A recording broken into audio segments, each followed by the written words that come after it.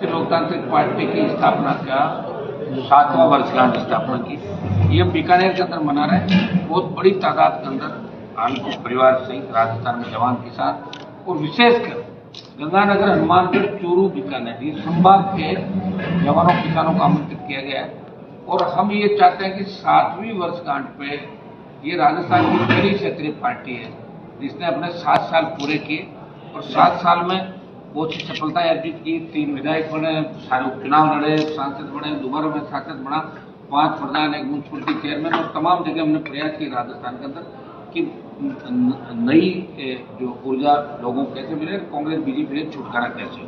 इस 7 साल के कार्यकाल के अंदर बहुत से आंदोलन हम लोगों ने किए। बहुत सी जगह आपने देखा होगा किसान आंदोलन हुआ जब देश में, तो सत्ता छोड़ के सड़क पे एनडीए से अलग हुए, दोबारा इंडिया अलायंस के अंदर हम लोग आए, अग्निवीर के खिलाफ आंदोलन किया था इसके अंदर। इसका परिणाम धीरे धीरे सामने आएगा। आपके पहलवान बेटियों के टाइम मामला था।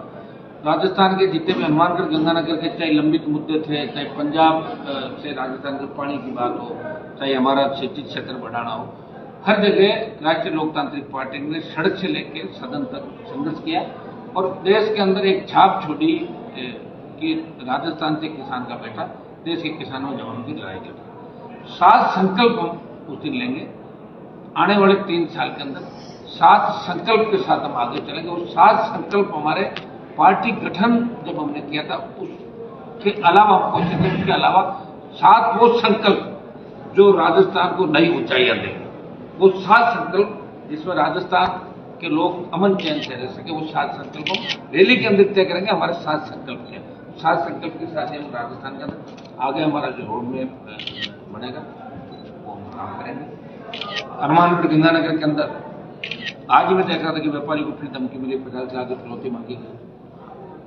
अपराध इस कदर बढ़ गया, अपराधियों के हौसले इस कदर बढ़ गए कि आम आदमी का जीना दूर कर देंगे। लोग व्यापार करने के लिए राजस्थान आना नहीं चाहते, लोग बच्चों को राजस्थान में पढ़ाना नहीं चाहते। गैंगवार घटनाएं जो हो रही है, जिस तरह आइकन अपराधियों को राजस्थान के बच्चे उनकी डीपी, क्रिमिनल्स की डीपी लगी हर जगह, कैसे फॉलो कर रहे हैं लोगों को। तो राजस्थान की कानून व्यवस्था वेंटिलेटर पर है और बीजेपी, कांग्रेस दोनों ने अपराध को बढ़ावा दिया राजस्थान के अंदर।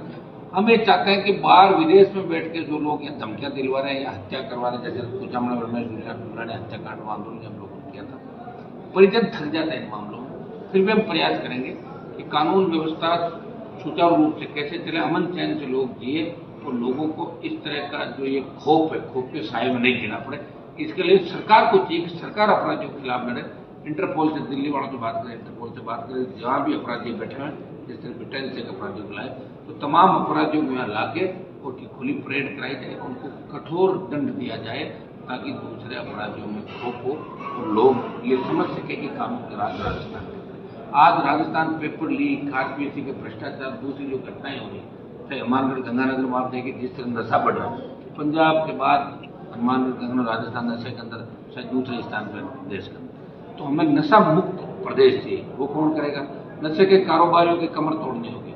नशा कहाँ से शुरू होता है, कारोबार कहाँ से शुरू होता है, पैदा कहाँ होता है, तो इनकी ऐसी कड़ी से कड़ी जोड़कर इनको बुरी तरीके से नाबूद करें, तोड़ा जाए, जिससे नशा बंद हो सकता है। उसके बाद जन जागरण अभियान जगह जगह चले। जन जागरण अभियान से नशा नहीं होगा। नशे की आवक बंद हो, कहाँ से आ रहा है, कहाँ से उसका प्रोडक्ट हो रहा है, कौन करने वाला है, कौन पुलिस अधिकारी है, कौन नेता है, क्या है।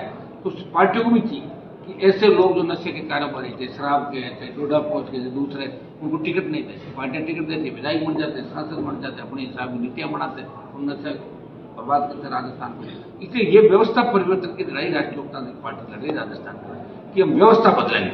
व्यवस्था बदलने के लिए मैं लगातार 25 साल से लड़ रहा हूँ।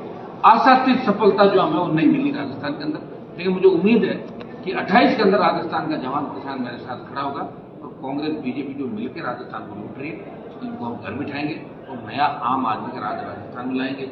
एमएसपी खरीद पर आप देख लें किस तरह घोटाले होने, टोकन बंद कर दिए। 25 क्विंटल का पहले था कि एक किसान से 25 क्विंटल हम लेंगे, फिर हमने उस राइडर को हटा के 40 भी लेंगे, लेकिन अब 40 छोड़ के 1 क्विंटल नहीं हो रही है। धनतेरस को चालू किया और 3 दिन बाद बंद हो गया। आपका सर्वर जाम बता दिया, टेक्निकल प्रॉब्लम बता दी। तो इसमें भी हम दिल्ली कृषि मंत्री से मेरी बात कल भी हुई थी और कल दिल्ली के कृषि मंत्री और दूसरे मंत्री से बात करके राजस्थान में समर्थन मूल्य पे खरीद, चाहे मूंग, मूंगफली और दूसरी खरीद है, उनको हम चालू कराएंगे। क्योंकि बाजरा आपके इलाके के अंदर कम होते लोग, लेकिन चूरू, बीकानेर, नागौर, बाड़मेर, ये जैसलमेर यहाँ बाजरा बहुत तैयार होता है और बाजरे का समर्थन मूल्य राजस्थान में घोषित है। उसके बावजूद कांग्रेस बीजेपी की सरकारों में कोई बाजरा नहीं खरीदा गया।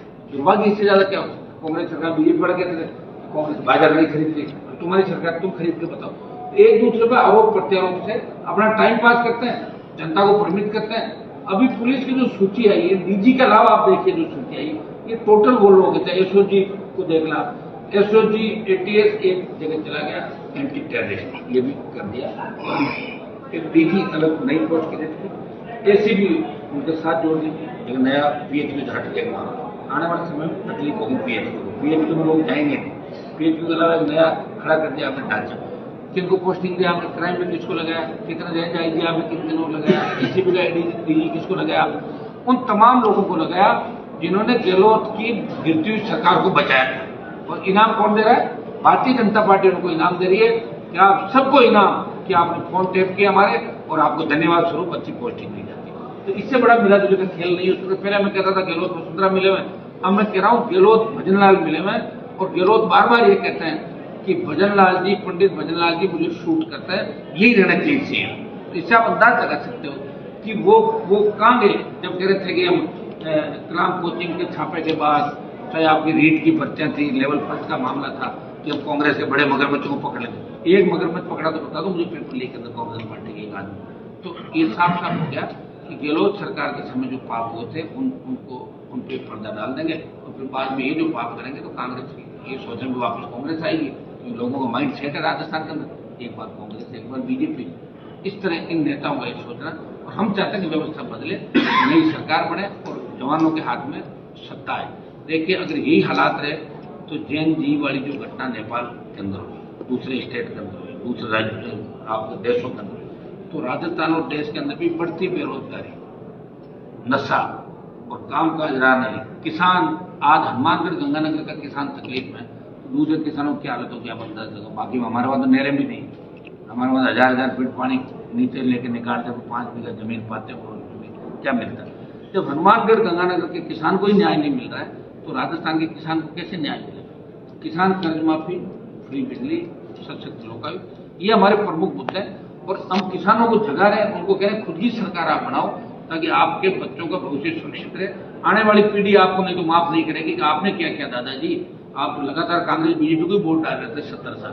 तो जगाने के लिए हम लोग निकले। निश्चित रूप से आरएलपी पार्टी मजबूत बदलाव राजस्थान के अंदर करेगी। युवा हमारी सबसे बड़ी ताकत है और युवा हर क्रांति का नायक था और इस बार राजस्थान में युवा बदलाव करेगा। 28 हमारी अंतिम लड़ाई राजस्थान। हनुमान जी, अंतर चुनाव को लेकर क्या कहेंगे?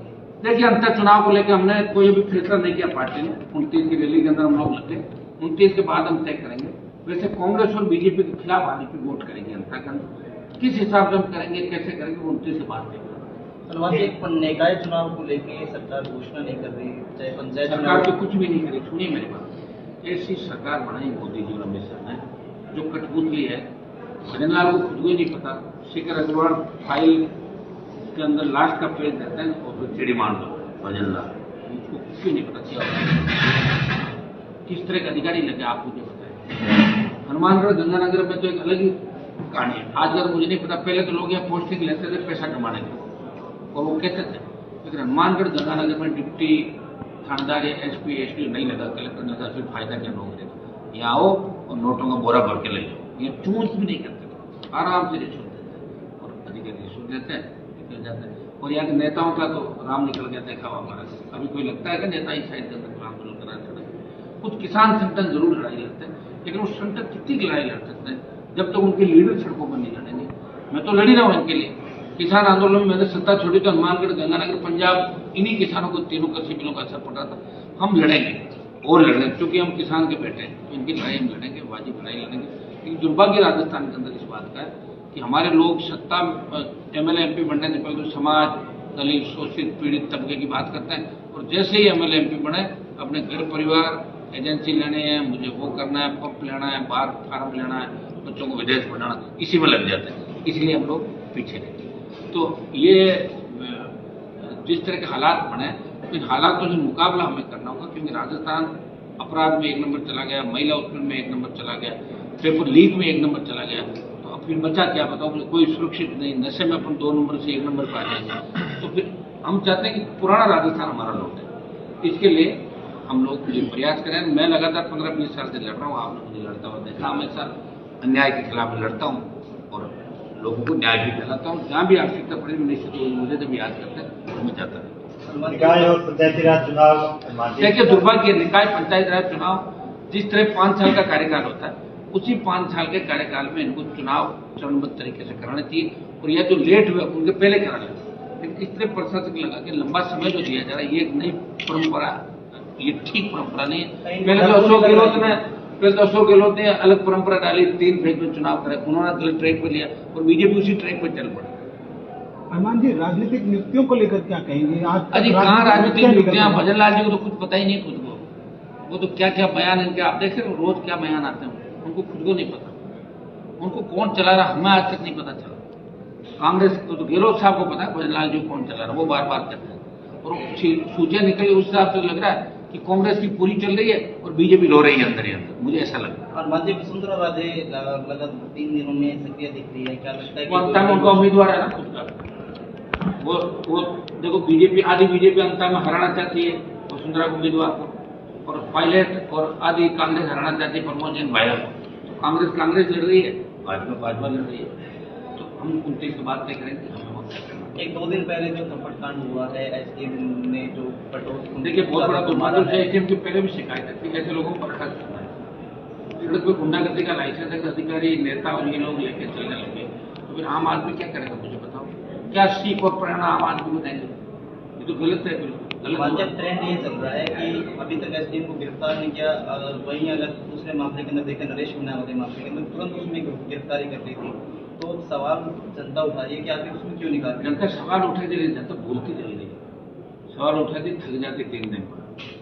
जनता बहुत सवाल उठाती, एक लड़ने वाला मेरे लिए बहुत सवाल उठा, मान अकेला लड़ रहा, वोट कम दे रहा है ना। जनता की भूलने की आदत है, भूलने की आदत कैसे मिटे, इसके लिए हम प्रयास करें। एसडीएम की गिरफ्तारी को लेकर भी हमने कह दिया था, और हम कोशिश करेंगे एसडीएम को गिरफ्तार करें, लेकिन करेगा कौन? भजन लाल के यहाँ तो पूरा जो पोपाबाई का असली राज था, मैं सोचता था वसुंधरा का राज पोपाबाई का राज है, लेकिन भजन लाल आने के बाद मैं ये कह सकता हूँ कि असली पोपाबाई का राज राजस्थान के अंदर अब आया। वो उस समय हम 99% सही थे, अब 100% सही है। ये पोपाबाई का राज है, जहाँ पोपाबाई को कुछ पता नहीं होता था, जनता लुट रही थी, बर्बाद हो रही थी, और पोपाबाई शराब पी के सो जाती थी। ये पोपाबाई का राज है राजस्थान। मदरा में किसानों की पिटाई हुई था पुलिस ने।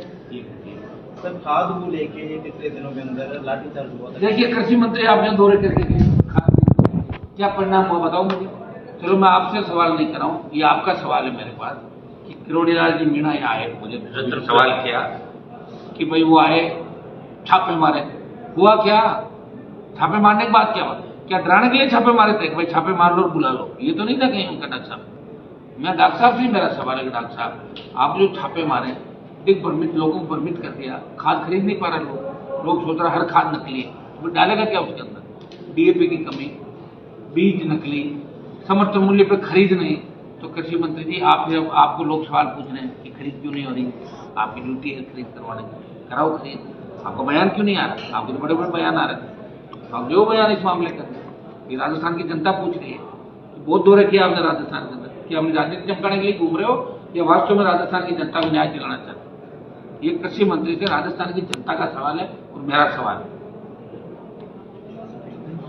ठीक है।